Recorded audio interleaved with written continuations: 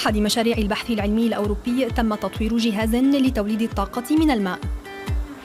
هذه الطريقة لا تعتمد على الغازات القابلة للاشتعال من أجل توليد الحرارة اللازمة في عملية اللحام، بل تنتج طاقتها بشكل ذاتي.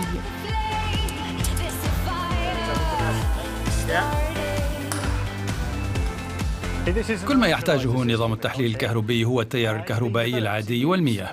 الجهاز يقوم بتفكيك ذرات الماء إلى غازي الهيدروجين والأكسجين، ومن ثم تزويدها في مشعل لإنتاج اللهب. اللهب الناتج يمكن استخدامه في عملية اللحام أو في أي تطبيق صناعي آخر. المبدأ هو استخدام الماء لإنتاج الطاقة. فكرة جهاز التحليل الكهربي ليست جديدة، لكن تطبيقاتها كانت محدودة بسبب التكلفة العالية للأغشية الراشحة وللمعادن المحفزة للتفاعل كالبلاتينيوم.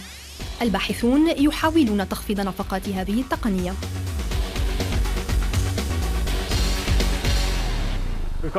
فريق الكيميائيين يعمل على إيجاد تراكيب جديدة للغشاء الراشح، وقد ساعد ذلك في تحسين أداء المحلل الكهربي. كما نقوم بالكثير من الأبحاث حول عملية التحفيز بهدف تقليل كمية البلاتونيوم وإيجاد مواد أرخص لاستخدامها في الخلايا. هذا البحث أفاد في تخفيض التكاليف بشكل كبير. عندما يصل الهيدروجين والأكسجين إلى المحرق فإن تفاعلهما ينتج نوعاً من اللهب أقل حرارة وأسهل على التحكم من اللهب الناتج عن تفاعل الأكسجين والأستيلين أو الغاز.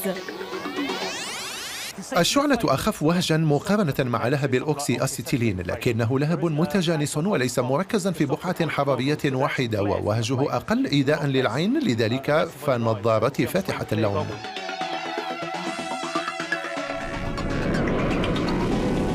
الأسيتيلين المضغوط والمعبأ في جرار معدنية يشكل خطورة كبيرة، واستخدامه محظور في كثير من المواقع مخافة تسربه.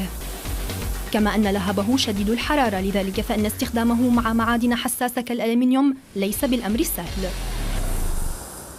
الحرارة العالية والسرعة الكبيرة تصهر القطعة بسرعة كبيرة، وهذه تعد إحدى الجوانب السلبية.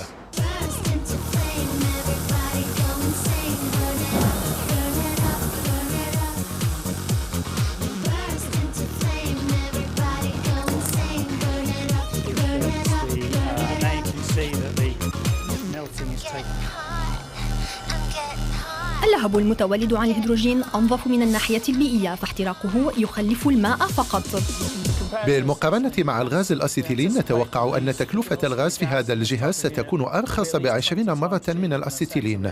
تخزين الغاز وإجراءات الحماية وثمن المادة نفسها هي ما يجعل سعره مرتفعا. الشركات الصغيرة والمتوسطة ستتمكن من الاستفادة من كل هذه الميزات وتقييمها في القريب العاجل، ما إن يتم ضخ هذه التقنية في الأسواق. اختصاصي عمليات اللحام في المملكة المتحدة يقومون باختبار لنموذج التحليل الكهربي بدقة قبل عرضه في الأسواق.